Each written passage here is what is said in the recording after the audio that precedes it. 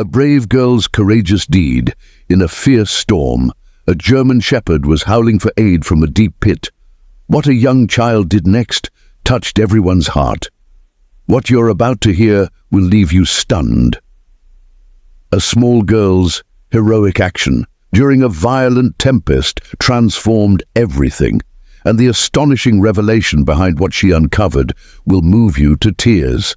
Like, share, and tell us where you're tuning in from. Rain fell in sheets, pounding the windows of the old farmhouse like angry fists. 5-year-old Emma Wilson pressed her small nose against the cold pane, her breath creating foggy circles that expanded and contracted with each exhale. Her wide hazel eyes tracked the lightning as it ripped across the dim morning sky, silently, counting the moments between the flash and the thunder that followed. A booming crash shook the house, making the young girl jump back from the glass. "That was close, Fluffy Paws," she whispered to her stuffed cat, clutching it tighter to her chest. Outside, the wind bent the tall oak trees nearly double, their branches scraping desperately at the roof. The storm had started just before dawn, turning what should have been morning light into an eerie twilight that blanketed the countryside. "Emma," her mother's voice called from the kitchen, "move away from the window, sweetheart." Reluctantly, Emma stepped back, her bare feet pattering across the worn wooden floor. She entered the kitchen, where her mother, Clara, stood by the stove, stirring a pot of oatmeal. Clara's hair was pulled into a messy bun, dark circles under her eyes, betraying another sleepless night. "The storm's getting worse," Clara noted, glancing nervously at the window above the sink. "The radio warns of potential flooding near Benson's stream." Emma climbed onto a chair at the kitchen table. "Can I go outside to play when the rain stops?" Clara shook her head firmly as she placed a warm bowl in front of her daughter. "No way. Everything will be soaked and dangerous." She brushed a strand of brown hair from Emma's forehead. "And you must promise me something, Emma Bear. Stay far away from the old well on the north side of our property." Emma swirled, her spoon through the oatmeal creating little valleys that filled with milk. "Why?" "Because it's unsafe," Clara answered, her voice heavy with seriousness that showed she meant it. "The ground around it gets soft in heavy rain like this, and the whole thing could collapse." She knelt to meet Emma's eyes. "Promise. Me, you'll keep away from it, Emma." "I promise," Emma swore, drawing a cross over her heart with her small finger. Clara's face softened. "Good girl. Now eat your breakfast while I check the basement. This old house always leaks somewhere during big storms."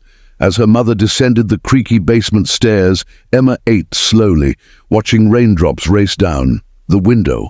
The old farmhouse had been their home for only 3 months, ever since Daddy left. Her mother never explained where he went, only that he needed time to figure things out. Emma didn't understand what needed figuring, but she knew not to ask when her mother's eyes grew distant and sad. The lights flickered once, twice, then steadied. Emma heard her mother mutter a quiet curse from the basement, followed by the sound of splashing water. The storm was seeping in, as it always did. A sudden bolt of lightning lit up the kitchen, followed by a thunderclap so loud it rattled the dishes in the cabinets. Then another sound, faint but clear, a wail. Emma tilted her head, listening closely. There it was again, a high-pitched cry, almost like a child's, coming from outside. She slid off her chair and tiptoed to the back door. Standing on her toes, she peered through the small window in the door. Another lightning flash lit up their rain-drenched backyard, stretching toward the dark woods beyond. The wail sounded again, louder now, carried by the wind. It wasn't quite human, but it was definitely scared. Her mother was still in the basement, grumbling as she dealt with the creeping water. Emma glanced at the rubber boots by the door, then at her mother's green raincoat hanging on the hook. She bit her lip, remembering her promise. "But what if someone's in trouble?" she whispered to herself. "I'll just take a quick peek to see what's crying." Moving quickly, Emma pulled on the oversized raincoat and stepped into the boots, which reached almost to her knees. She unlatched the back door as quietly as possible and slipped outside. The rain hit her instantly, soaking her face and plastering her brown hair to her forehead. The wind nearly knocked her small frame over as she trudged across the yard, each step a battle against the mud, clinging to her boots. The crying grew louder as she approached the tree line, marking the edge of their property. It was definitely coming from the woods, from the direction of the old well her mother had warned her about. Emma paused at the trees, rainwater streaming down her face. She knew she shouldn't go further. She had promised, but the crying sounded so desperate, so afraid. "Hello," she called, her voice lost in the storm. "Is anyone there?" Only the howling wind answered, along with the persistent crying.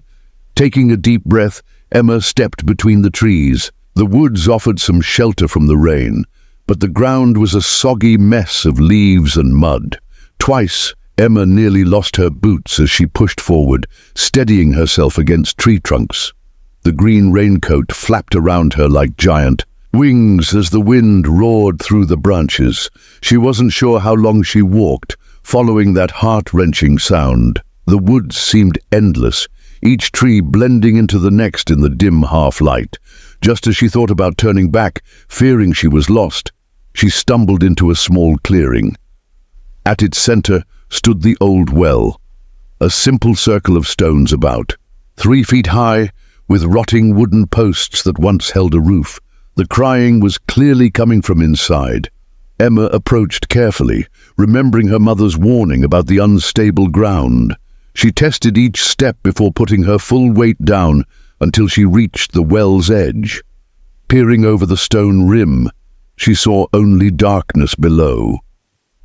The crying had softened to whimpers mixed with scratching noises. "Hello," she shouted down, her voice echoing. "Who's there?" The whimpering stopped suddenly. Then a new sound, a bark. A dog was trapped in the well. "It's all right," Emma said, her tone softer. "I'll get you out." Another lightning flash briefly lit the scene, and in that moment, Emma glimpsed 2 glowing eyes staring up from far below. They belonged to a large dog with pointed ears and a dark coat, a German shepherd, standing in about a foot of water. At the well's bottom, visibly frightened, the dog barked again, more urgently, its front paws scraping at the slippery stone walls. "Don't worry," Emma reassured, though her heart pounded. How could she possibly save such a big dog by herself? The well seemed impossibly deep, its sides too steep and smooth for the dog to climb. She looked around frantically for anything that might help. Nearby fallen branches were too short to reach the bottom. She tried moving some stones, hoping to make steps, but they were too heavy for her small arms. The dog whined again, a sound so full of despair that it hurt Emma's chest. "I'll get help," she promised, leaning over the well. "I'll come back, I swear." As if understanding, the dog barked once more, a sound that seemed to say, "Hurry!" Emma turned to run home but froze. Which way was home? In her focus on finding the crying source, she hadn't tracked her path. The trees all looked the same, and the storm had worsened, disorienting her further. Panic rose in her throat. She was lost in the woods during the worst storm of the year, and her mother didn't even know she was gone. What if she couldn't find her way back? What if she couldn't save the dog? Thunder roared above, so close it made her ears ring. Emma forced herself to take deep breaths, as her mother had taught her when afraid. "Think, Emma, think," she whispered. She remembered something her father had said during a nature walk before he left. Moss grows mostly on the north side of trees. Their house was south of the woods, so if she found moss and went the opposite way... Emma began checking tree trunks, squinting through the rain. Most had moss, but it grew all around, not just on one side. Her plan wasn't working. A strong gust nearly toppled her, and as she stumbled, her foot caught on something hard. Looking down, she saw a half-buried metal object. Kneeling, she brushed away mud and leaves. It was a sign, its words faded but readable. "Wilson property, no trespassing." Wilson, her last name. This was their land, so home couldn't be. Far.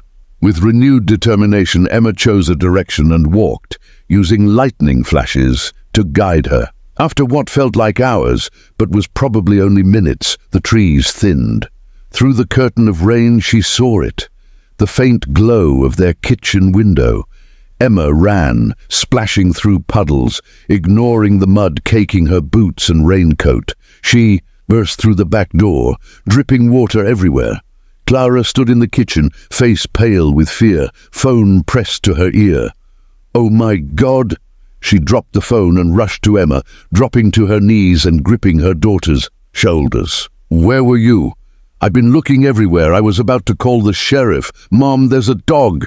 Emma gasped, catching her breath. "In the old well. He's trapped and scared and the water's rising. We have to save him." Clara's relief turned to anger. "You went to the well after you promised you wouldn't? Do you know how dangerous that was?" "But, Mom..." "No buts, Emma Wilson. You could have died. The well could have caved in, or you could have fallen in, or gotten lost in the woods during this storm." Clara's voice broke, tears mixing with raindrops on her face. "I can't lose you too." Emma's lower lip trembled. "I'm sorry I broke my promise, but the dog will drown if we don't save him." Clara closed her eyes, taking deep breaths. When she opened them, her expression was resolute, but no longer angry. "We'll call animal rescue. They know how to handle this safely, but it might be too late." The water was already up to his belly. Clara grabbed the dropped phone. "I'm calling them now. They'll come as fast as they can." While her mother dialed, Emma peeled off the soaked raincoat and boots. She shivered, partly from cold, partly from fear for the trapped dog. She could still hear its desperate cries, see its frightened eyes. "Yes, hello," Clara said into the phone. "There's a dog trapped in an old well on our property. Yes, during this storm. I understand you're busy, but the well is filling with water." Emma watched her mother's face fall. 4 hours. But the dog could... Clara glanced at Emma, then lowered her voice. "The dog could drown by then." "Yes, I understand. Emergency services are stretched thin. All right, thank you anyway." She hung up, her expression grim. "They can't come?" Emma asked, already knowing the answer. Clara shook her head. "The storm has caused flooding and downed trees across the county. They're prioritizing human emergencies." She knelt before Emma. "I'm sorry, sweetheart. We'll have to wait for the storm to pass and hope—" "No!" Emma cried, tears welling. "We can't wait. He'll die." The desperation in her daughter's voice made Clara pause. She looked out at the raging storm, then back at Emma's pleading face. Something shifted in her expression. "Tell me exactly where the well is and what you saw." Emma described the location and the German shepherd's condition as best she could. Clara stood, decision made. "We'll try to help, but we must be smart. It's too dangerous for you to go back out there." "But I found him. I need to help." "Emma, listen," Clara said, her voice firm but not harsh. "The best way you can help that dog is by staying here where it's safe. I can't focus on rescuing it if I'm worried about you getting hurt." Emma wanted to argue, but something in her mother's eyes stopped her. The same look she'd had when she said Daddy wasn't coming home, a mix of resolve and fear. "Okay," Emma whispered, "but promise you'll save him." "I promise." "I'll try," Clara said, pulling on her boots and raincoat. She grabbed a flashlight and rope from the utility closet. "Lock the door behind me and don't open it for anyone but me. Understand?" Emma nodded solemnly. Clara kissed her daughter's forehead and stepped into the storm, pulling her raincoat's hood tight. Emma watched from the window as her mother battled the wind and rain, shrinking until she vanished into the trees. Then Emma did something she'd never done before. She disobeyed her mother again. "I'm coming too," she whispered, tugging the still wet boots back on. She found an old flashlight in the junk drawer that worked if you smacked it right, grabbed fluffy paws for courage, and headed back into the storm. This time, Emma knew her destination. She moved as fast as the treacherous ground allowed, following the disturbed mud and broken twigs from her mother's path. The barking grew louder, more frantic as she neared the clearing. Emerging from the trees, she saw her mother kneeling at the well's edge, her flashlight beam piercing the darkness below. "Mom!" Emma shouted, her voice nearly lost in the wind. Clara's head snapped around, her face a mask of shock and anger. "Emma, I told you to stay home." "I can help," Emma insisted, slogging through the mud to join her mother. "Two people are better than one." Clara looked ready to argue, but another desperate bark from the well stopped her. "Fine, but stay back from the edge. The ground's even softer now." Emma nodded, kneeling a safe distance away. "Is he okay?" Clara's face was grim. "The water's rising faster than I thought. We need to get him out now." She swept her flashlight. "Beam around the well. He's a handsome dog, young too. Can't be more than a year old." Emma inched forward just enough to peer over the edge. The flashlight revealed the German shepherd in water, now halfway up his chest. His dark fur, soaked, made him look smaller, more vulnerable.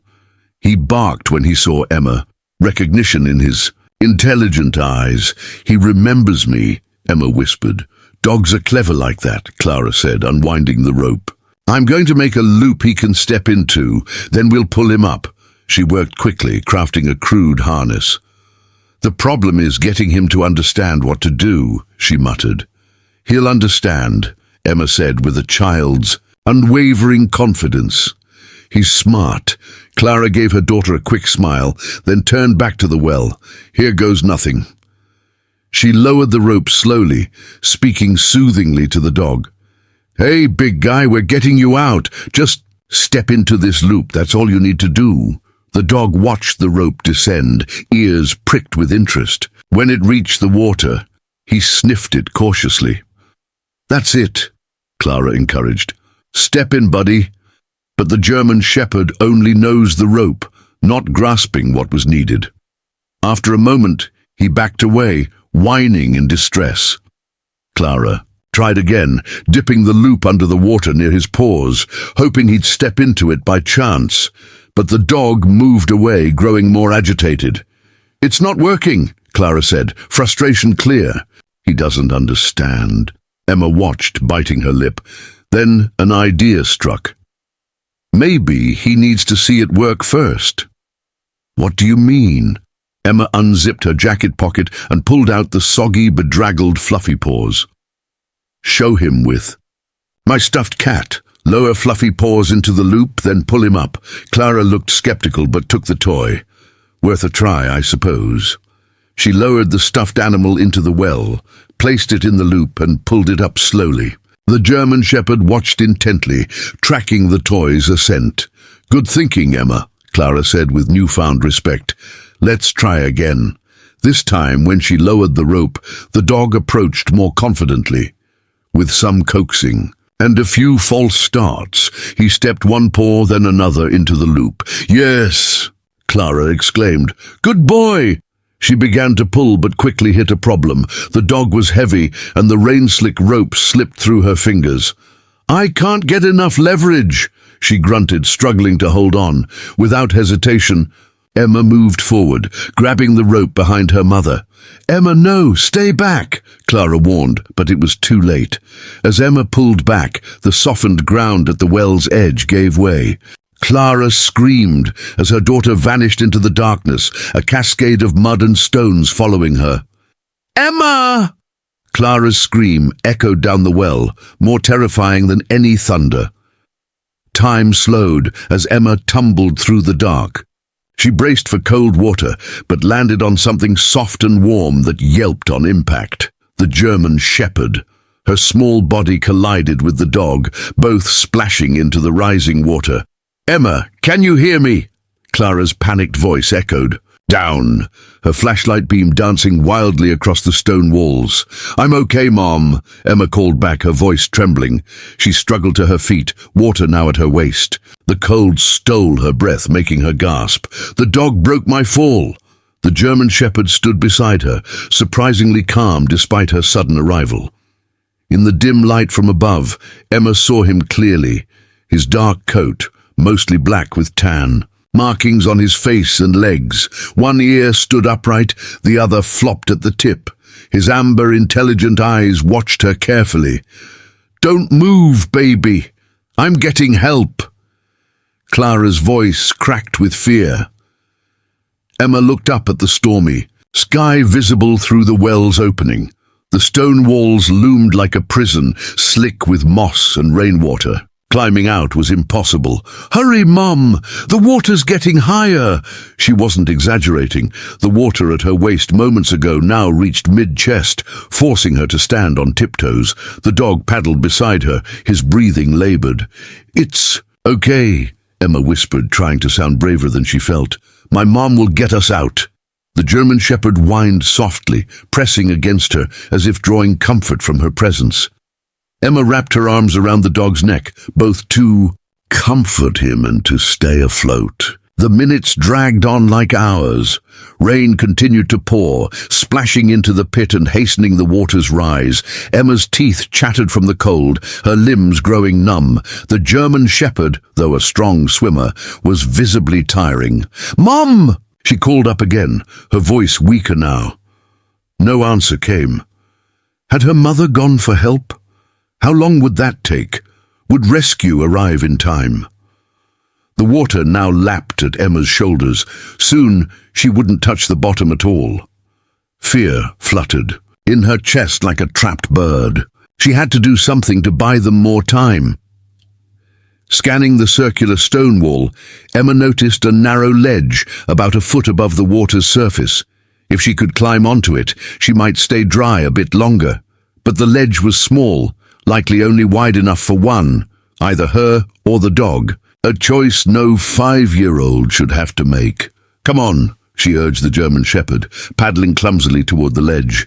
"I'll get you up first." Reaching the spot, Emma braced her feet against the wall, hoisting herself high enough to grab the ledge.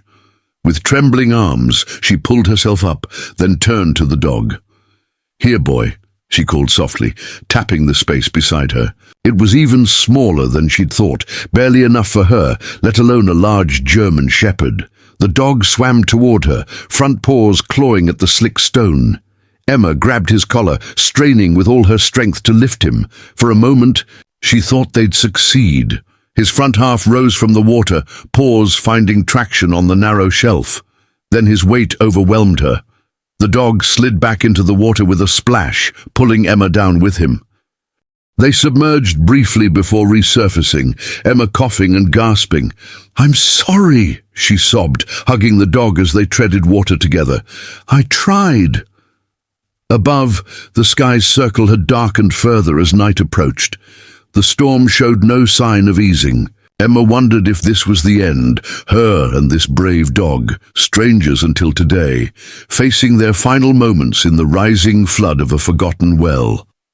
No, she refused to accept that. Her mother would return. Help would come. They just had to hold on.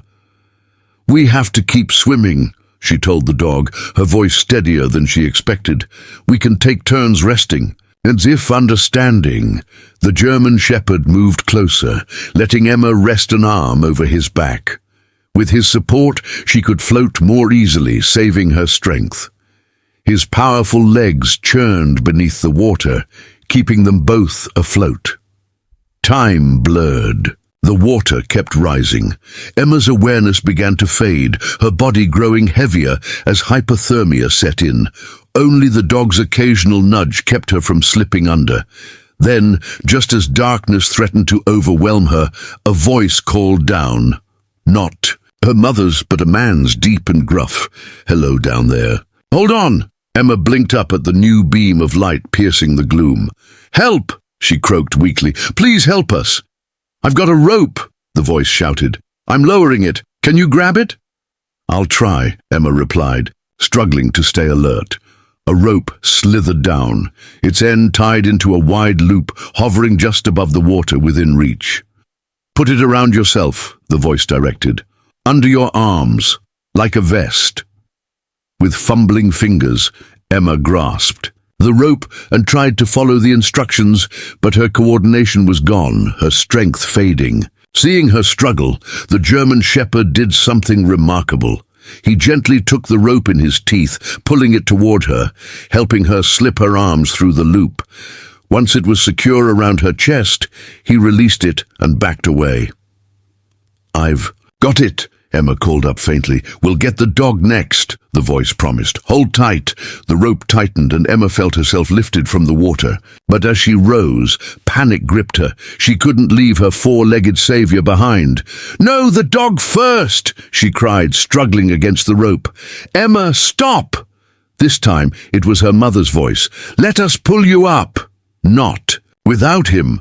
Tears streamed down Emma's face as she looked at the German shepherd, still swimming valiantly below, his eyes locked on her.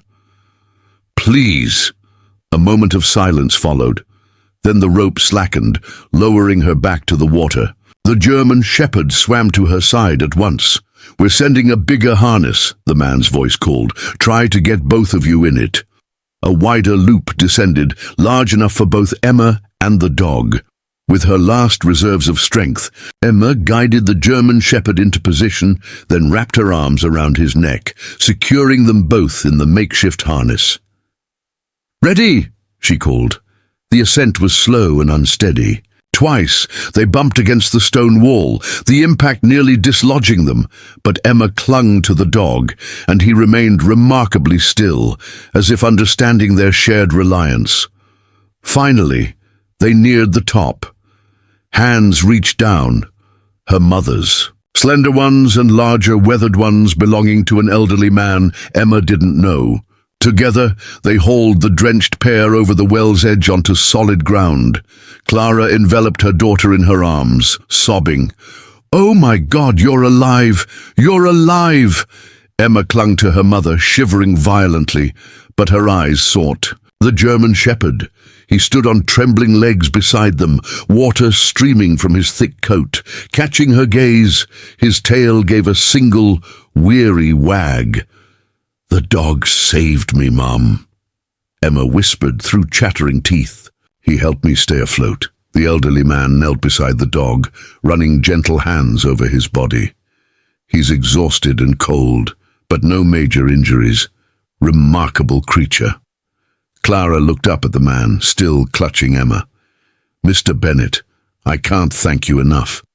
If you hadn't heard me calling for help, just lucky I was checking my fence line before the storm worsened," Mr. Bennet said, waving off her gratitude, "though luck had little to do with what I just witnessed." He nodded toward Emma and the dog. "That was extraordinary."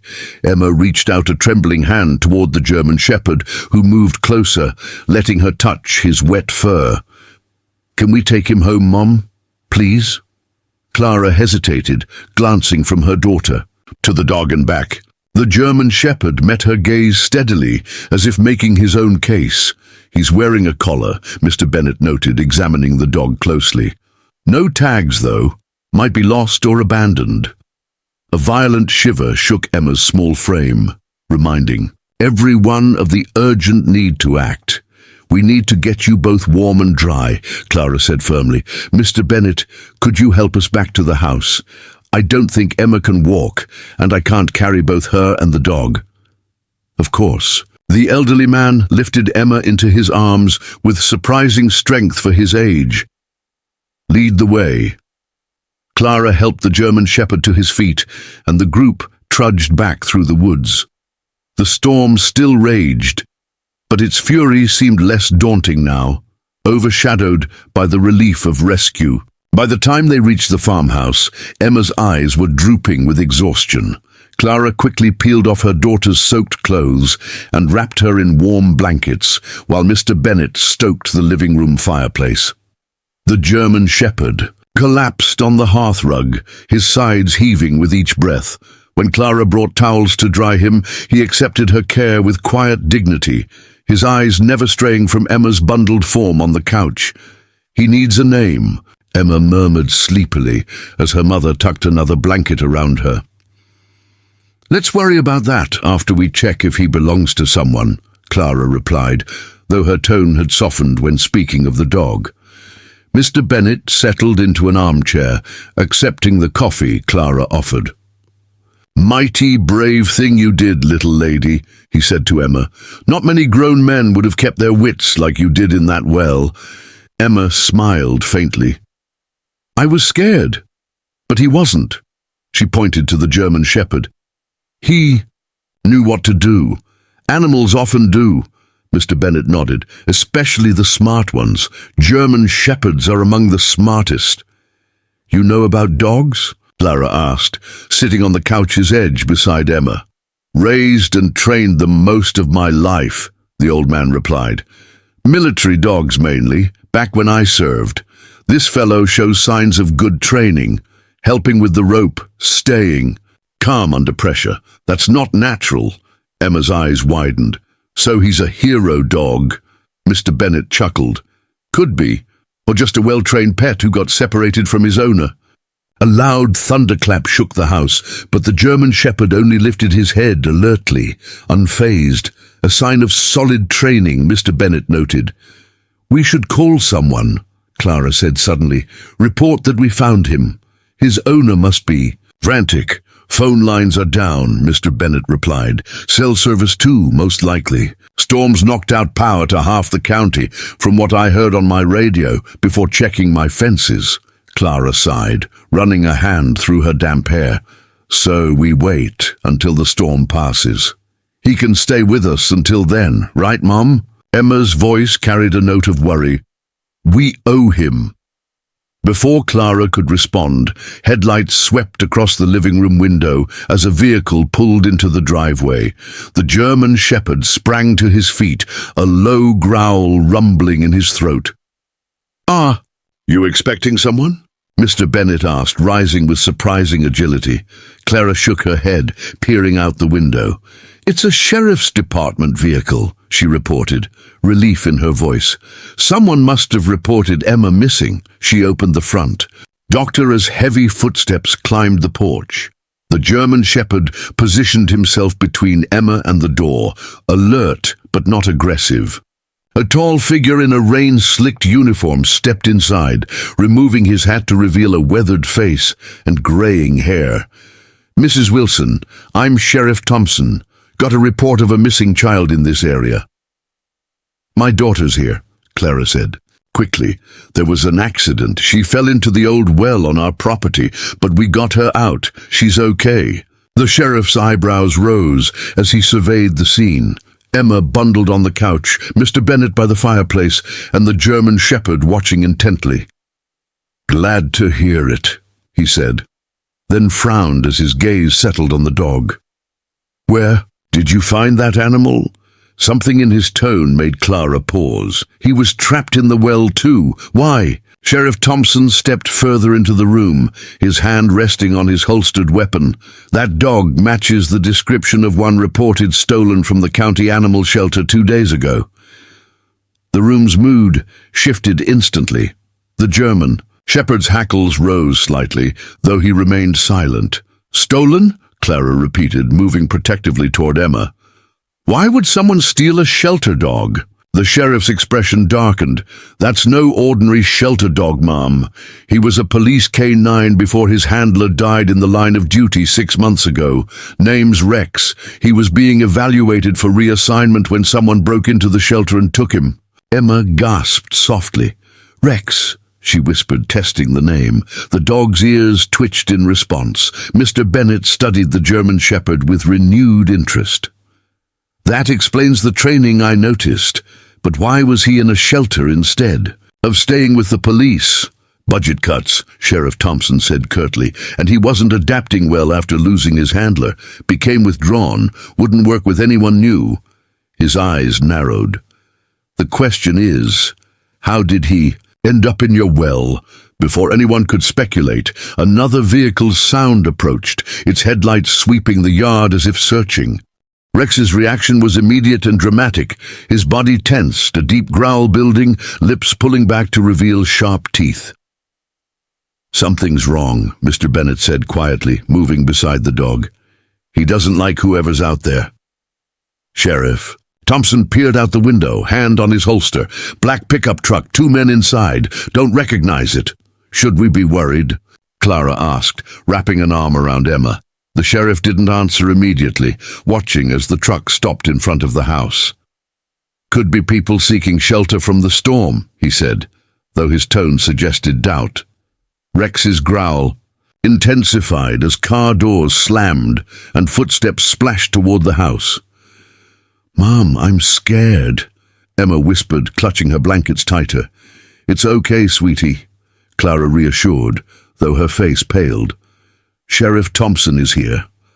A heavy knock sounded, 3 sharp raps echoing through the tense silence. Sheriff Thompson motioned for everyone to stay back as he moved to answer, Rex shadowing him, growling softly. The door opened to reveal 2 men in rain gear, their faces partially hidden by hoods. The taller one spoke first. "Sorry to disturb. You folks so late. We're looking for our dog, a German shepherd, ran off during the storm." His eyes moved past the sheriff, spotting Rex. "There he is. Rusty, come here, boy." Rex's growl escalated to a snarl, his body coiled tight. Sheriff Thompson didn't budge from the doorway. "This dog's name is Rex, not Rusty. He was reported stolen from the county shelter." The shorter man stepped forward, his face hardening. "There's been a misunderstanding. That's our dog, and we've got papers to prove it." "Let's see them," the sheriff challenged. "They're in the truck," the taller man said quickly. "We'll just grab our dog first." "No. One's grabbing anything." Mr. Bennett stepped forward, his elderly frame imposing. "That dog was in my neighbor's well, half drowned. If he's yours, how did he get there?" The 2 men exchanged a glance, something dangerous flickering in their eyes. "Who are these people, Emma?" the taller stranger asked, pointing to those around her. "Do you know what they're going to do to you?" Emma pressed closer to her mother, confusion and fear on her face. What did these strangers want with Rex? Why were they lying about him being theirs? Have you ever had that gut feeling something wasn't right, like these strangers radiating bad intentions? Share a time when your instincts warned you about people with hidden motives. Sheriff Thompson stepped forward, positioning himself firmly between the strangers and the group. His posture shifted subtly, hand still on his holster. "I think you gentlemen should step back. We can sort this out at the station tomorrow." "We ain't leaving without our dog," the shorter man growled, his hand slipping inside his rain jacket. Rex lunged forward with a deep, threatening bark, freezing everyone. He planted himself in front of Emma and Clara, his intent clear. No one would pass him to harm them. Mr. Bennett moved swiftly for his age, standing beside the sheriff. "I suggest you listen to the officer, son. That dog knows who you are, and you're not his owners." The taller stranger's face darkened. "Listen, old man. Step back now," Sheriff Thompson ordered, his voice steel, "or I'll arrest you both for trespassing." A tense standoff ensued, broken only by thunder overhead. Rain pounded the roof as the men exchanged glances, weighing their odds. "Fine," the taller one said, raising his hands in mock surrender. "We'll clear this up tomorrow, but that dog's coming with us." He whistled sharply. "Rusty, come." Rex didn't move, his amber eyes fixed on the strangers with clear hostility. "Seems he disagrees," Mr. Bennett observed dryly. The shorter man spat on the porch. "This isn't over." With a final glare, they retreated to their truck, the engine roaring as they drove off. Sheriff Thompson watched until their taillights vanished before locking the door.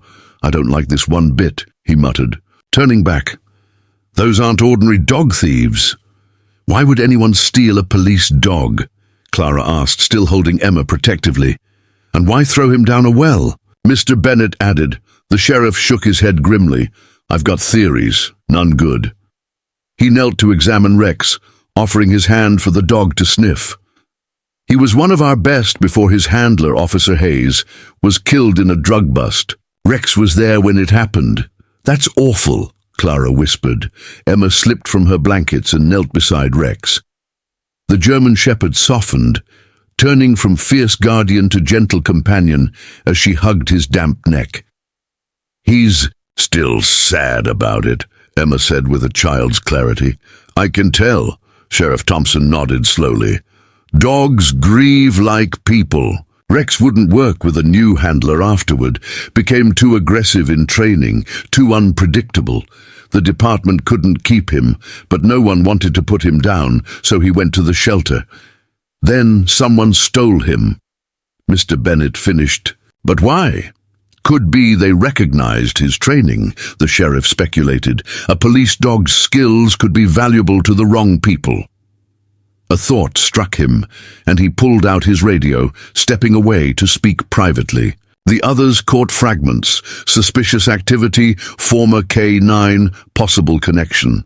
While the adults talked, Emma focused on Rex, now lying beside her, his head in her lap, eyes half closed as she stroked his ears. One perfectly pointed, the other bent, giving him a curious look. "You're safe now," she whispered. "Those bad men won't get you." Rex's tail thumped weakly in response. Sheriff Thompson returned, his expression grave. "I need to check something out. Those men match the description of suspects. In several burglaries. They might be using the storm as cover for another job." "You're leaving?" Clara asked, glancing anxiously at the door. "No choice, but I'm calling back up to watch your place." He nodded toward Rex. "And you've got a solid security system there. That dog remembers his training." Mr. Bennett stood. "I'll stay too, if you don't mind, Clara. My place is empty, and I'd feel better knowing you're not alone." Relief flooded Clara's face. "Thank you, Mr. Bennett."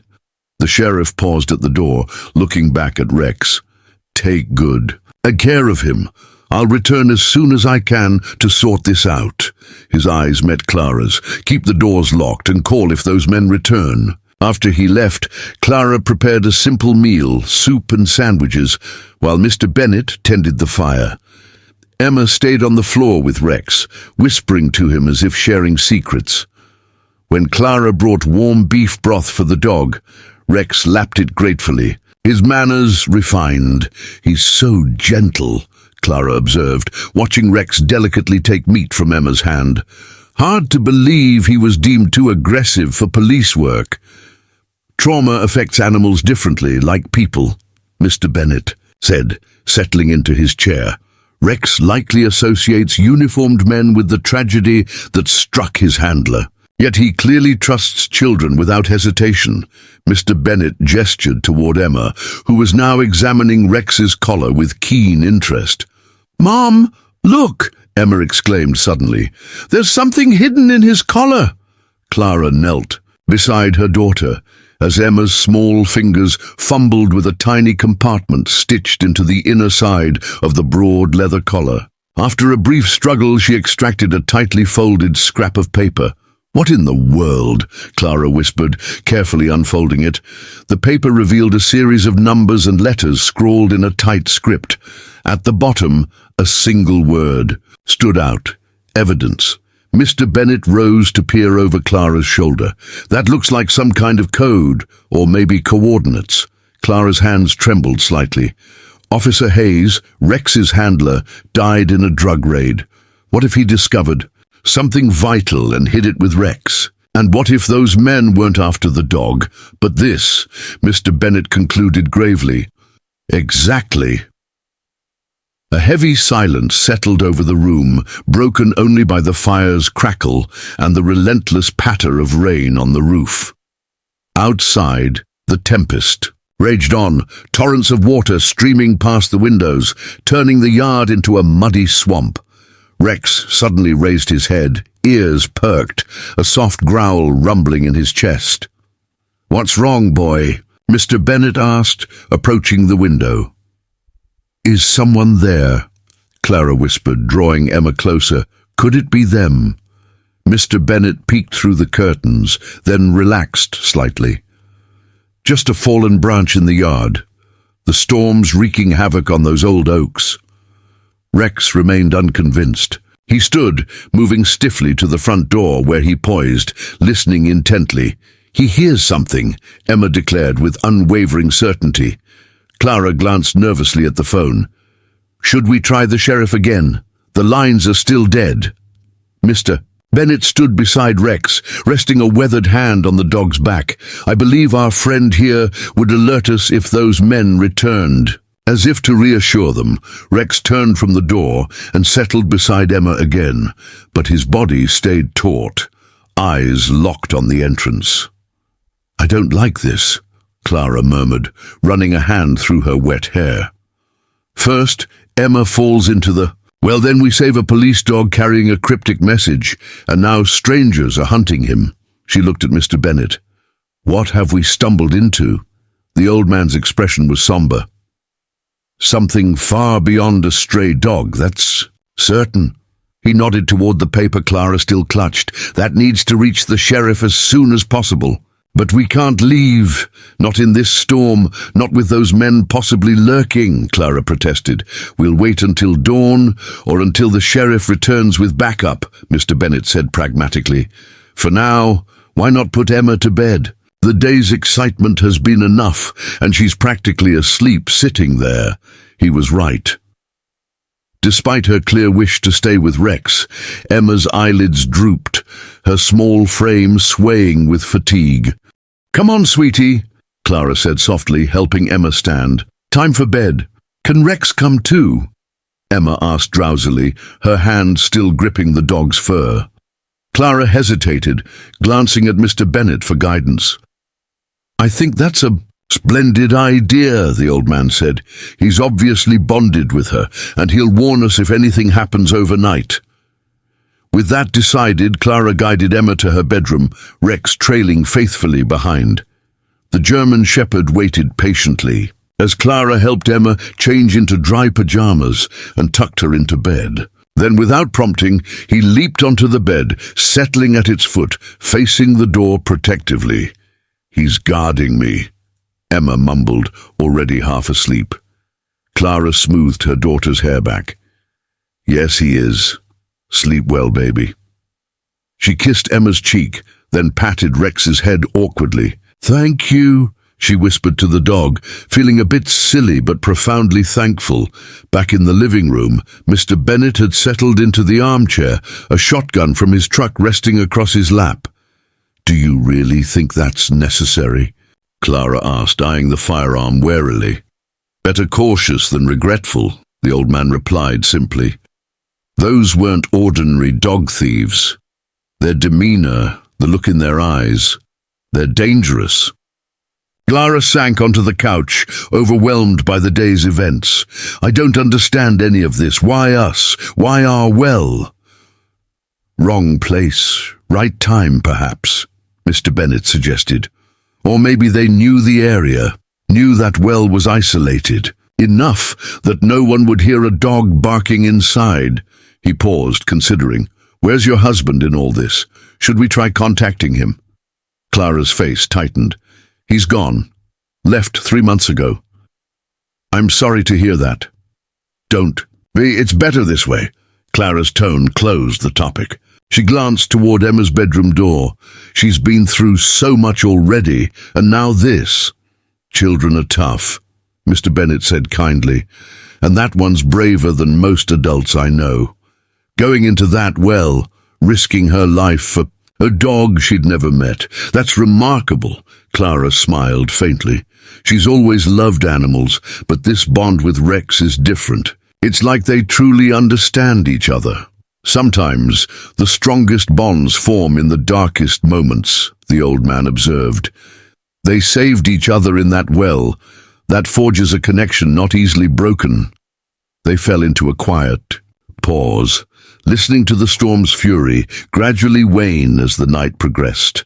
Eventually, Mr. Bennett insisted Clara rest while he took first watch. Too exhausted to protest, she retreated to her bedroom, leaving the door ajar to hear any disturbances. Hours passed. The rain softened to a faint drizzle, then ceased entirely. Clouds parted, revealing a half-moon casting silvery light across the drenched landscape. Inside the farmhouse, all was still, save for the occasional creak of old beams settling. Just before dawn, Rex's warning growl startled Clara from a restless sleep.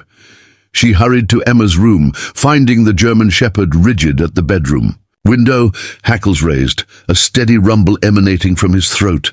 "What is it, boy?" she whispered, cautiously peering outside.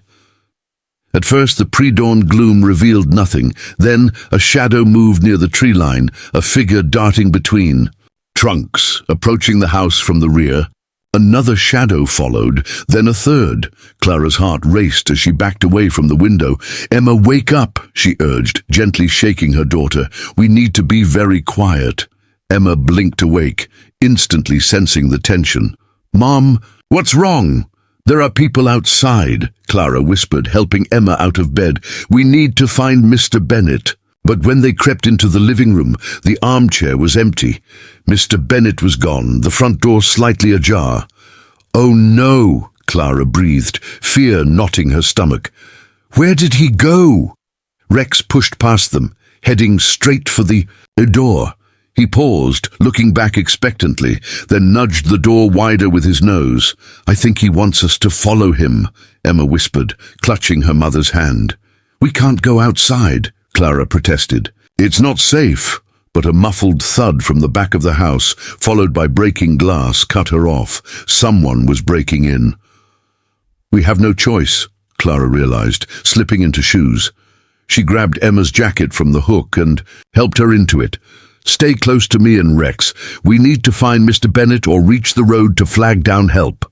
With Rex leading, they slipped out the front door into the misty pre-dawn light. The German shepherd moved purposefully, guiding them along the house's side, away from the intruder's entry point. They reached the corner when a shout rang out behind them. "There they are, by the porch!" "Run!" Clara cried, gripping Emma's hand as they sprinted. Rex charged ahead, leading them toward the tree line. The forest offered cover, but also hazards, fallen branches, muddy pits from the storm, and most concerning, the old well. Footsteps pounded behind, closing in fast. Clara's lungs burned as she pushed herself harder, half dragging Emma. The little girl stumbled, nearly falling, and Clara made a snap decision. She scooped Emma into her arms and kept running, her pace slowed by the weight, but her resolve unshaken. "Stop!" a harsh voice commanded from behind. "We just want the dog and what he's carrying." Clara didn't respond, saving her breath. They reached the trees, plunging into the dripping foliage. Rex darted ahead, choosing the clearest path, pausing, occasionally to ensure they followed. "Mom, I'm scared," Emma whimpered against her neck. "It'll be okay," Clara panted, though she wasn't sure. "Just hold tight." They crashed through underbrush, splashed through puddles, ducked under low branches. The voices behind grew fainter, then louder as their pursuers split up to cover more ground. Abruptly, Rex halted in a small clearing, standing rigid, ears swiveling to track sounds only he could hear. Clara stopped beside him, setting Emma down and bending to catch her breath. "Good dog," she gasped, touching his head gratefully. Rex ignored the praise, his focus fixed across the clearing on a dilapidated cabin, nearly hidden by overgrown vines. It looked long abandoned, its windows boarded, its door hanging askew. "Is that where we're going?" Emma whispered, following Rex's gaze. Before Clara could answer, Rex moved again, more cautiously, staying within the tree's cover as he circled toward the cabin. Clara and Emma followed, crouching low to stay hidden. At the cabin's rear wall, Rex nudged a pile of debris, concealing a small broken window at ground level. A root cellar entrance. "He wants us to go in there?" Clara hesitated, eyeing the dark opening warily. Rex whined softly, pawing at the rotting wood frame.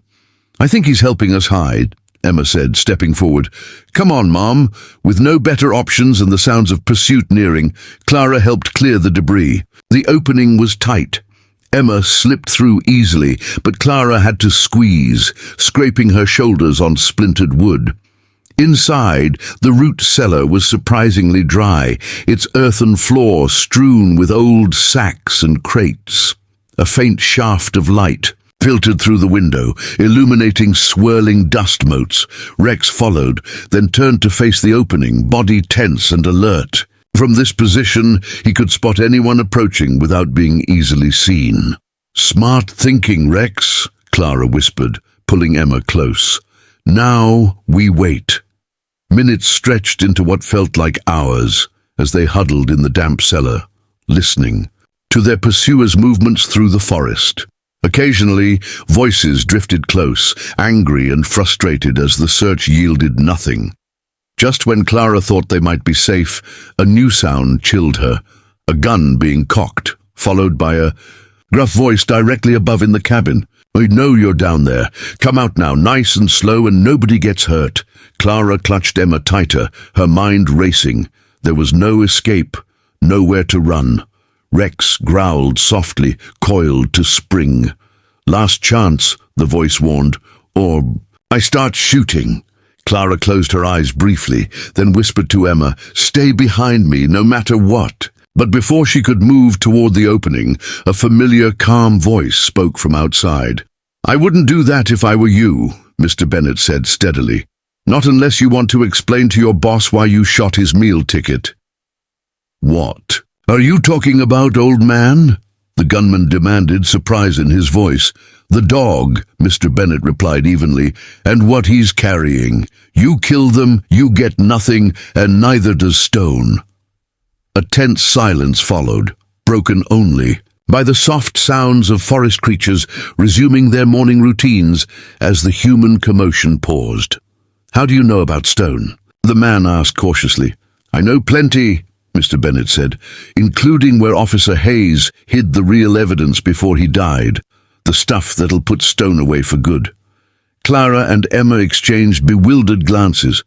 What was Mr. Bennet talking about?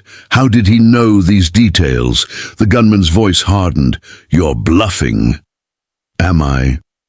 A hint of amusement colored Mr. Bennet's words. "Why don't you call your boss and ask about Elijah Bennett? Tell him the man who trained his police dogs for 20 years has his evidence now." A longer silence ensued, followed by retreating footsteps and a radio's crackle. Rex relaxed slightly, though his focus remained on the cabin above. "Mom," Emma whispered, "who is Mr. Bennet?" Clara shook her head, equally puzzled. "I don't know, sweetie, but he's more than just our neighbor." Outside, Mr. Bennet's deliberate footsteps circled the cabin, as if ensuring the pursuers knew his position. A bold or reckless move, Clara couldn't decide. The radio crackled again, words unclear but the tone urgent. Then the gunman's voice, closer to their hiding place. "Old man, Stone wants to talk to you." "I'll bet he does," Mr. Bennet replied calmly. "But first, you're backing away from that cabin and letting those women and the dog out safely." "No deal. We need what the dog has, the paper in his collar." Mr. Bennet's laugh was soft and knowing. "That's just a decoy, son. The real evidence is elsewhere, and only I know where." The standoff persisted, words exchanged like volleys, tense and calculated, each side probing for weakness. Through it all, Rex stood vigilant, a living shield between danger and his newfound family. What secrets was Mr. Bennet concealing? Would his mysterious ties to this perilous situation save them? Do you believe animals can sense good or evil in people? Share a story about a time a pet protected you or detected danger before you did. Clara pressed against the cool earthen wall of the root cellar, her mind racing. From the voices above, at least 3 men were hunting them. The 2 from earlier and now another. Mr. Bennet was somehow holding them at bay. But for how long? "I need that dog and whatever he's carrying," the angry voice insisted. "Stone's orders." "And I told you," Mr. Bennet replied evenly. "You're chasing the wrong lead. The real evidence isn't with the dog." A frustrated curse followed. "You expect me to believe that? Believe what you want, but Stone will want to hear what I know before you do anything foolish." The standoff dragged on as Clara weighed their options. They couldn't hide forever, and Mr. Bennet couldn't keep the men talking indefinitely. Sooner or later someone would act. She leaned close to Emma's ear. "We need to be ready too. Run if things turn bad," she whispered. "Stay behind Rex and me, okay?" Emma nodded, her small face serious, but remarkably calm for a 5-year-old in such peril. Clara marveled at her daughter's bravery. Above, the conversation grew more menacing. "Enough games, old man. We're taking the dog and whatever he's carrying. You're coming with us to Stone. If you're lying about the evidence," the threat hung unfinished. "I'm not going anywhere," Mr. Bennet stated firmly. "Neither is the dog or the family." A harsh laugh. "You don't get to make those calls. We've got guns. You've got nothing but words. Don't be so sure." Something in Mr. Bennet's tone gave the men pause, followed by an uncertain silence, then the crunch of footsteps circling the cabin. Rex tensed, a low growl building, his amber eyes tracking movement outside that Clara couldn't see. Suddenly, a gunshot shattered the quiet forest. Emma stifled a scream, burying her face against her mother's side. Clara's heart leaped. "Mr. Bennet!" she called, unable to stop herself. No reply came, only eerie silence, then hushed, urgent voices too low to discern. Rex made his choice. With a resolute bark, he bolted through the small window, squeezing his large frame through the tight space with astonishing agility. "Rex, no!" Emma cried, reaching after him. Clara held her daughter back. "Stay here, Emma, please." But she knew they couldn't stay in the cellar. If Mr. Bennet was hurt, or the men found their hiding place, they'd be trapped. "We need to move," she decided, inching toward the window. "Follow me. Stay low and run if I say, understand?" Emma nodded, pale but resolute. Clara squeezed through the window first, then helped Emma out. They crouched in the cabin's shadows, straining to hear what had happened. A man's voice cursed loudly from the other side of the structure. "The dog bit me! Get him!" More gunshots followed, their sharp cracks splitting the dawn air. Clara flinched, imagining Rex struck falling. "There's the old man! Don't let him get away!" Footsteps pounded away from the cabin, deeper into the woods. The pursuit was moving away. Mr. Bennet and Rex were drawing the men off, buying them time to escape. "Come on," Clara whispered, taking Emma's hand. While they're distracted, they moved in the opposite direction, staying low, using trees for cover. The morning light strengthened, making hiding harder but navigation easier. They'd gone perhaps 100 yards when Emma stopped, pulling back against her mother's hand. "Wait," she said urgently. "We can't leave them. Emma, we have to. It's too dangerous. But Rex and Mr. Bennet are in trouble because of us." Tears welled in her eyes. "We have to help them." Clara wavered, torn between protecting her child and knowing Emma was right. Mr. Bennet and Rex had risked themselves for them. Could they abandon them? The decision was made for them when Rex appeared through the trees, his coat muddy but unharmed. He barked softly once, then looked back the way he'd come, clearly urging them to follow. "See," Emma said, "he wants our help." Against her instincts, Clara nodded. "Okay, but we follow Rex's lead, and at the first sign of real danger, we run." "Deal?" "Deal," Emma agreed solemnly. Rex led them through the forest with assurance, choosing a path with good cover, while avoiding the storm's muddiest patches. They moved quietly, pausing often to listen for voices or footsteps. After about 10 minutes, Rex slowed, his body shifting to high alert. They'd reached a small clearing where the trees thinned, revealing a bright blue sky cleared of storm clouds. In the center stood the old well, the starting point of everything. Everything began here. Beside the well, Mr. Bennet knelt on the ground, one hand clutching his shoulder, dark patches seeping through his shirt. His shotgun rested nearby. "You shouldn't have come back," he said as they approached, his voice tight but steady. "It's dangerous." "You're hurt," Clara exclaimed, rushing to his side. The bullet had grazed his upper arm, tearing fabric and skin, but seemingly missing vital structures. "Just a scratch," Mr. Bennet insisted, though his pale face suggested otherwise. "Those men will return soon. They're searching the eastern woods now, but they'll realize I doubled back here." "Why come to the well?" Emma asked, kneeling beside Rex, her small hand resting on the dog's back. A faint smile crossed the old man's face. Because this is where it all started, and where it must end. He pulled a small, shiny metal object from his pocket. A key. What's that for? Clara asked. This well wasn't just for water, Mr. Bennet explained. The family who owned this land before you were smugglers during Prohibition. They used the well to hide their operations. There's a small cave system below, accessible through a secret door at the bottom. Clara's eyes widened. How do you know this? I grew up on this land, Mr. Bennet replied. My grandfather built that well, and Officer Hayes, Rex's handler, was my grandson. The revelation left them momentarily speechless. Then Clara found her voice. Your grandson? Why didn't you tell us sooner? Didn't know if I could trust you at first, Mr. Bennet admitted. Then those men showed up and there wasn't time. He winced, shifting to ease the strain on his wounded arm. Nathan, Officer Hayes, came to me the night before. His death.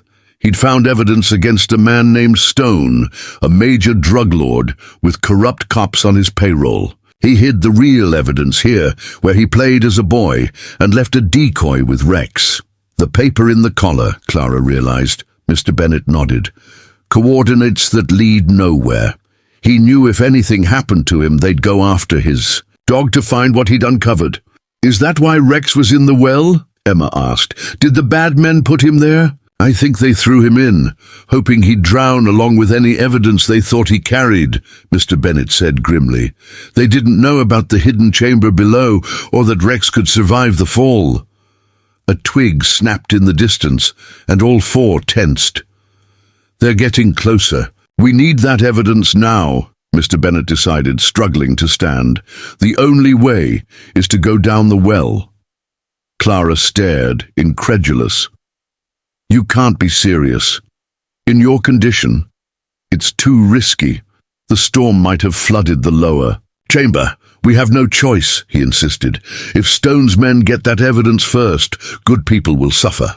Corrupt officers will stay free. More families will lose loved ones, like I lost Nathan. The raw pain in his voice spoke of deep grief. I'll go, Clara said suddenly, surprising herself. No. Mr. Bennet shook his head firmly.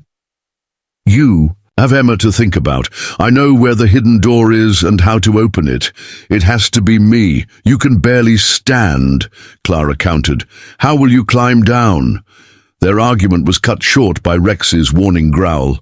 The dog's focus, locked on the tree line to their right, ears forward, body rigid. They're coming, Mr. Bennet whispered. We're out of time. In that moment, Emma spoke, her voice small but resolute. I can go. Both adults turned to her. Absolutely not, Clara began, but Emma pressed on. I'm small, enough to fit through tight spaces adults can't. I've already been down there once. Rex can help me find the door. He was there longer than any of us. It's too dangerous, Clara insisted, though part of her saw the logic in her daughter's words. Mr. Bennet looked thoughtful. The hidden door is at the base of the east wall, about 3 feet above yesterday's waterline. There's a stone that sticks out slightly more than the others. Push it in, then up. The door opens to the right. Elijah, Clara protested. You can't seriously consider this. I don't like it either, he admitted. But she's right. She's small enough to move quickly, and the men are looking for adults, not a child. He turned to Emma. You'd need to be very brave, very careful. Emma squared her small shoulders. I saved Rex once. I can do it again. No, Clara said, her voice cracking. I can't let you. I'll go.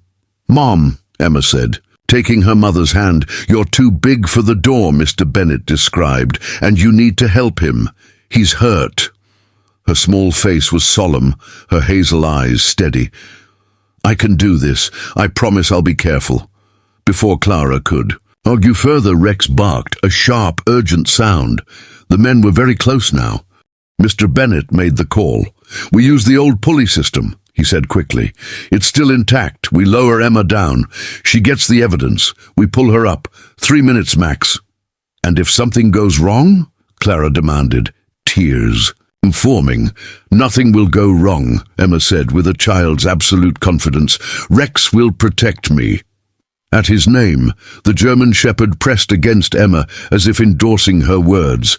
Clara looked from her daughter's determined face to Mr. Bennet's pained but steadfast one, then to Rex's alert, intelligent eyes. A silent understanding passed between them, a shared resolve. 3 minutes, Clara agreed, her voice barely audible. And you come right back, no matter what. I promise, Emma nodded. They acted swiftly, Mr. Bennet guiding them despite his injury. The old pulley system, though weathered, was functional. They secured a rope, fashioning a harness like the one used to rescue Rex. Remember?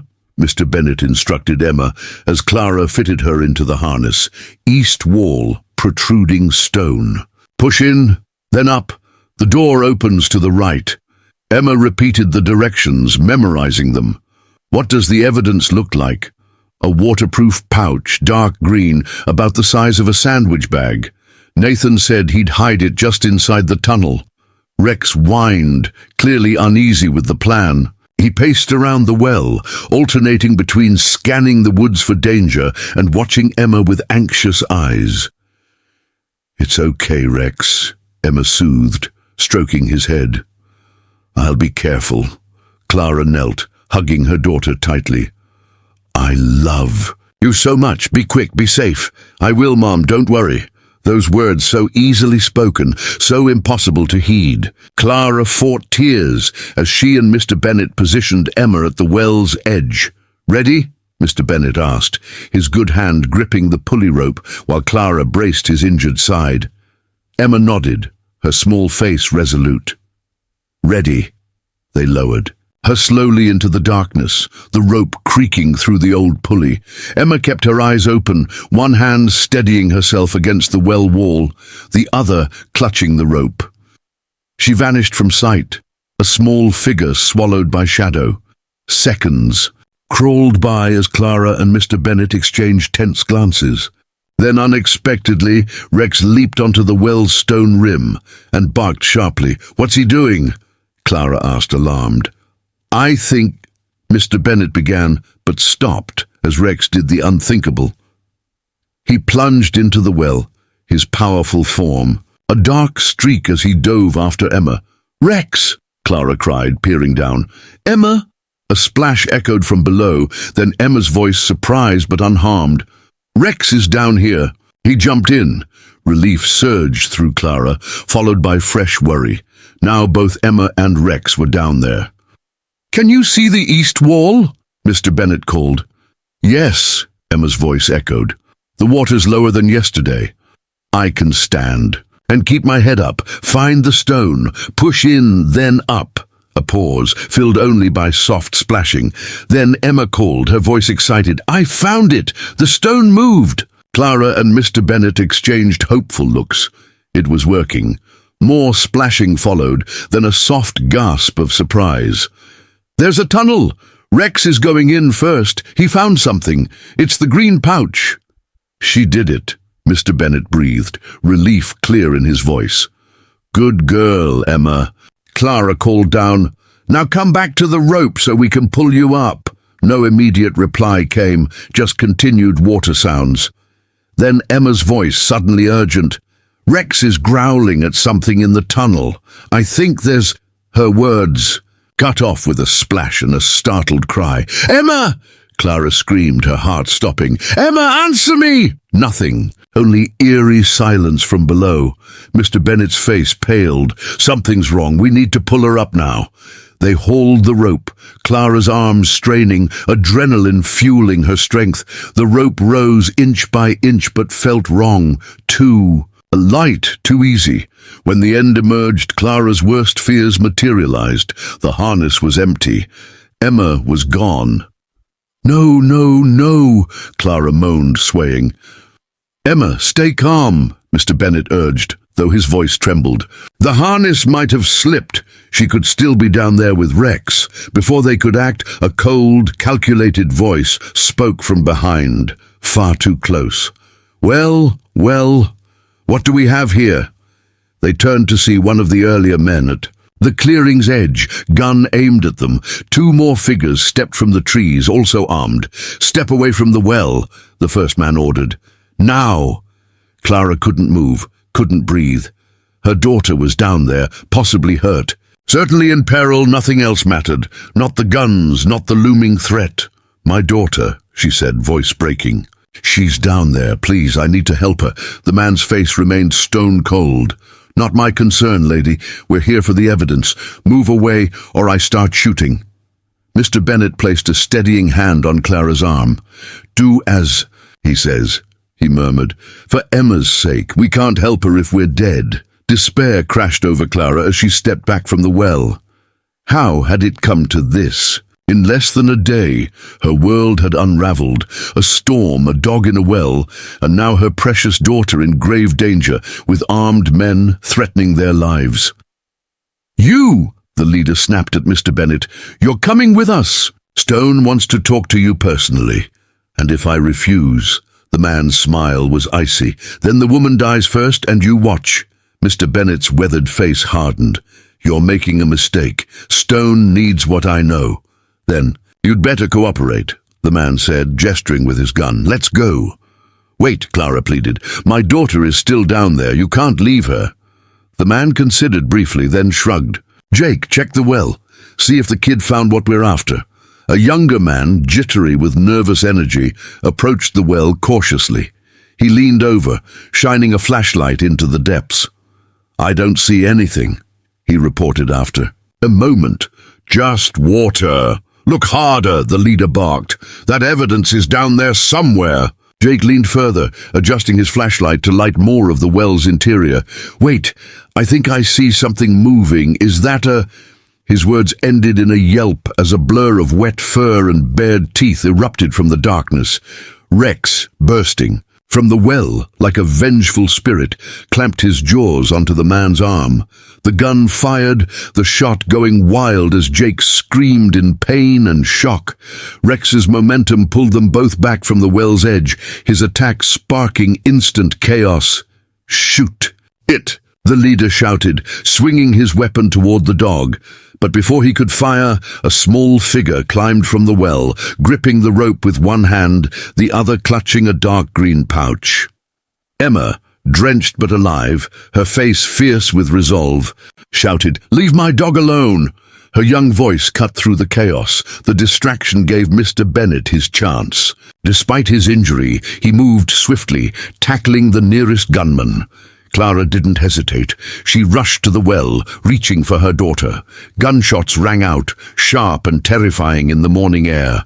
Clara focused solely on pulling Emma to safety, her hands finding her daughter's small, wet ones, hauling her over the well's edge. "Run!" she urged, pushing Emma toward the trees. "Don't look back." But Emma resisted, turning toward the struggle across the clearing. "Rex!" Mr. Bennet. The scene was pandemonium. Mr. Bennet wrestled with one man while Rex pinned another, teeth locked on his arm.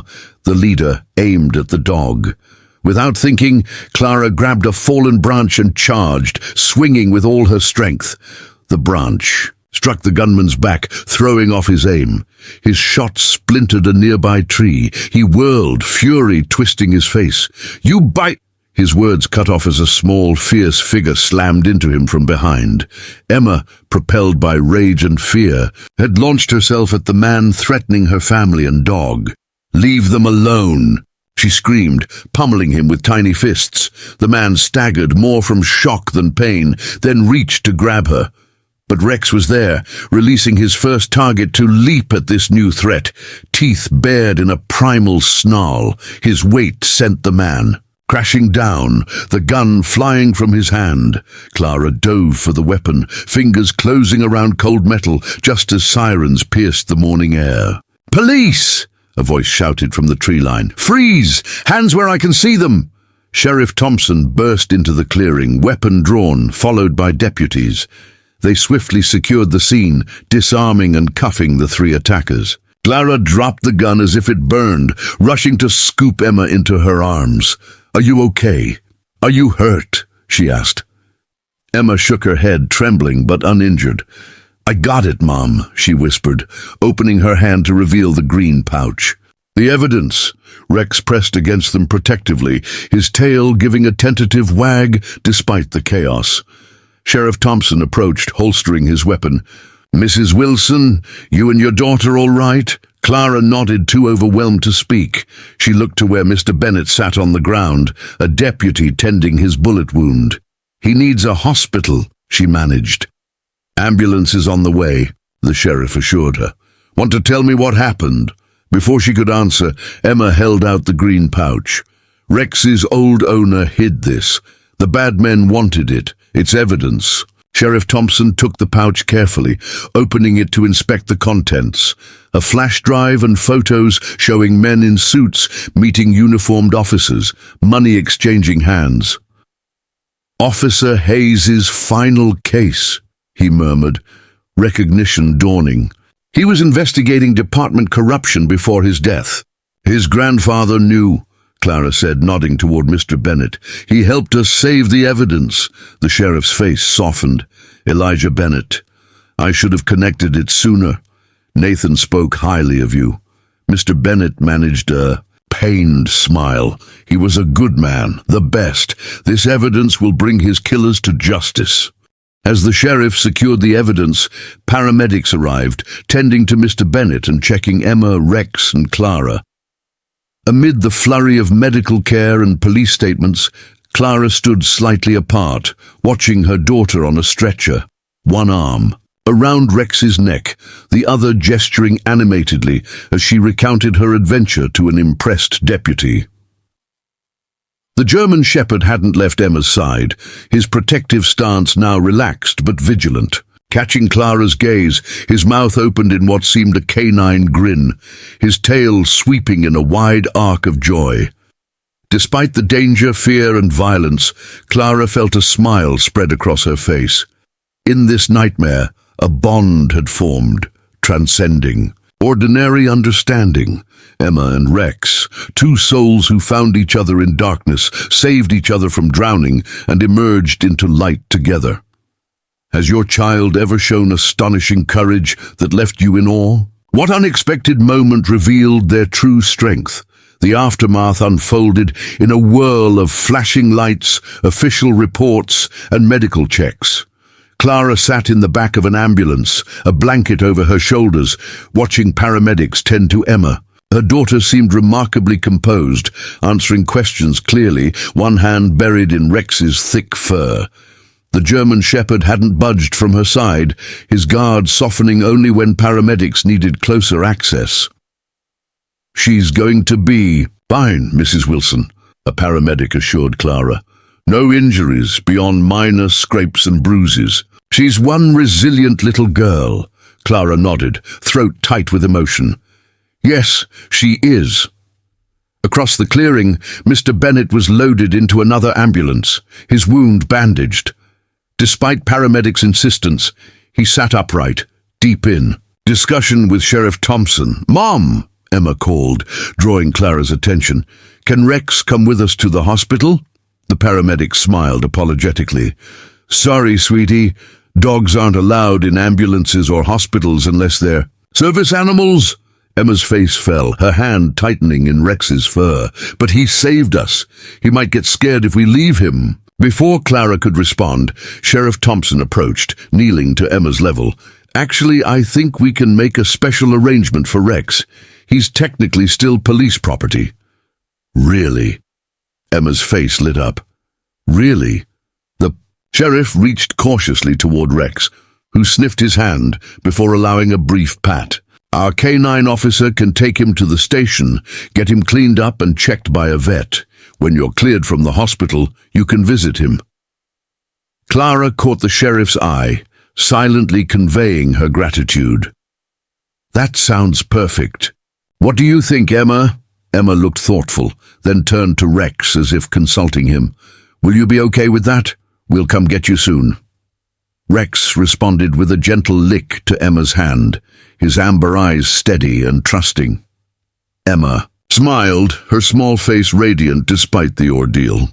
"Okay," she said softly. "You go with the nice police people, Rex. I'll see you soon." Sheriff Thompson stood, nodding to a deputy nearby who approached with a leash. Rex accepted it calmly, though his gaze lingered on Emma as he was led toward a police cruiser. Clara watched, her heart swelling with gratitude for the dog who had saved her daughter, not just from the well, but from dangers she could scarcely comprehend. "Thank you, Sheriff," Clara said, her voice thick with emotion. "For everything." Sheriff Thompson tipped his hat. "Just doing my job, Mom. But I'll admit, your daughter and that dog, they're something special. We'll take good care of Rex, I promise." As the ambulance doors closed, Clara took Emma's hand, squeezing gently. "You were so brave, sweetheart. I'm so proud of you." Emma leaned against her mother, exhaustion finally catching up. "I just wanted to save Rex," she murmured. "He's my best friend now." Clara kissed the top of her daughter's head, blinking back tears. "I know, baby, I know." The hospital visit was brief but thorough. Doctors confirmed Emma had no serious injuries, only minor scrapes, bruises, and slight hypothermia from her time in the well. Clara stayed by her side, answering questions from medical staff and deputies who needed statements. Emma recounted her adventure with remarkable clarity, though her eyelids grew heavier with each retelling. Mr. Bennett's condition was more concerning. The bullet graze, while not life-threatening, required surgery to clean and stitch properly. Sheriff Thompson assured Clara that the old man was in good hands, and deputies would guard his room, given his connection to the evidence. By late afternoon, Clara and Emma were discharged. Clara drove them home, the old farmhouse a welcome sight despite the storm's lingering debris, broken branches, scattered leaves, and muddy rivulets crisscrossing the yard. Inside, the kitchen felt warmer, safer, though the absence of Rex left a quiet void. "Mom, when can we see Rex?" Emma asked as Clara helped her into fresh clothes. "Soon, sweetheart," Clara promised. "The sheriff said we could visit him at the station tomorrow. For now, you need rest." Emma nodded, clutching fluffy paws, her stuffed cat, which had miraculously survived the ordeal. "Can I sleep in your bed tonight?" Clara smiled softly. "Of course you can." That night, as Emma slept curled against her mother, Clara lay awake, replaying the day's events. The well, the strangers, the evidence. It all felt like a nightmare, yet the reality of Emma's courage and Rex's loyalty grounded her. She thought of Mr. Bennett's revelation about his grandson, Nathan, and the weight of loss he carried. And she wondered about the evidence, what it would mean for their small town, for the corrupt officers it might expose. The next morning, Clara and Emma drove to the sheriff's station, a modest brick building on the edge of town. The storm's aftermath was evident, downed power lines, flooded streets, and clean-up crews everywhere, but the sun shone brightly, casting a hopeful glow. Sheriff Thompson greeted them at the entrance. "Morning, folks. Emma, someone's been waiting for you." He led them to a small room where Rex lay on a blanket, freshly bathed and groomed. His ears perked at the sight of Emma, and he bounded to her, tail wagging furiously. Emma dropped to her knees, wrapping her arms around his neck. "Rex, I missed you!" The German shepherd licked her face, eliciting a giggle. Clara watched, her heart full. "How's he doing?" she asked the sheriff. "Vet gave him a clean bill of health," Sheriff Thompson replied. "No injuries, just some dehydration and stress. He's a tough one." "And the evidence?" Clara asked quietly, glancing at Emma to ensure she was distracted. The sheriff's expression turned serious. "The flash drive and photos are a goldmine. Names, dates, locations, enough to dismantle Malcolm Stone's operation and expose several corrupt officers. Officer Hayes was meticulous. This could be one of the biggest busts in county history." Clara exhaled, relief mingling with unease. "What about those men from yesterday? Are they in custody?" "All three are locked up, singing like canaries. to cut deals. They've confirmed Stone's involvement and pointed fingers at a few others, including—" He hesitated, glancing at Emma, then lowered his voice. "Your ex-husband, James Wilson." Clara's stomach dropped. "James, he's mixed up with Stone?" "Appears so," Sheriff Thompson said grimly. "He was a low-level runner, but his name came up in the evidence. We're looking for him now." "I'm sorry, Clara." She shook her head, processing the betrayal. James had left them abruptly, but she'd never imagined he'd fallen so far. "He's no longer part of our lives," she said firmly. "Emma's what matters." The sheriff nodded, respecting her resolve. "We'll keep you updated. For now, you're safe. Stone's men won't bother you again. They're too busy covering their own backs." Clara managed a tight smile. "Thank you, Sheriff." Emma's voice interrupted their conversation. "Mom, can Rex come home with us, please?" Clara hesitated, glancing at Sheriff Thompson. "What's Rex's status now? You said he's police property." The sheriff rubbed his chin thoughtfully. "Technically, yes, but after yesterday I'd say he's earned a say in his future. The department can't use him. He's too bonded to Emma, and his history makes retraining unlikely. We were planning to retire him." "Retire him?" Emma echoed, looking up with wide eyes. "Does that mean he can live with us?" Sheriff Thompson smiled. "If your mom agrees and you promise to take good care of him, I think we can arrange it. He'd need a stable home, and I can't think of a better one than yours." Emma turned to Clara, her face pleading. "Mum, please, he saved me. He belongs with us." Clara looked from her daughter to Rex, who sat attentively, his bent ear giving him a quirky charm. The dog had risked everything for them, forming a bond with Emma that went beyond explanation. Could she deny them that connection? "All right," Clara said at last, her voice soft but certain. "Rex can come home with us." Emma squealed, hugging Rex so tightly he let out a playful huff. Sheriff Thompson chuckled. "I'll handle the paperwork. He's officially yours." A week later, life at the Wilson farmhouse began to settle. The storm's damage was repaired, the well sealed for safety, and Clara's anxieties eased as no further threats emerged. Emma and Rex were inseparable, playing in the yard, napping together, even sharing quiet moments where Emma read aloud to him from her favorite books. Mr. Bennet, now recovering at home, became a frequent visitor. One sunny afternoon, he sat on the porch with Clara and Emma, sipping iced tea while Rex sprawled at their feet, chewing a new toy.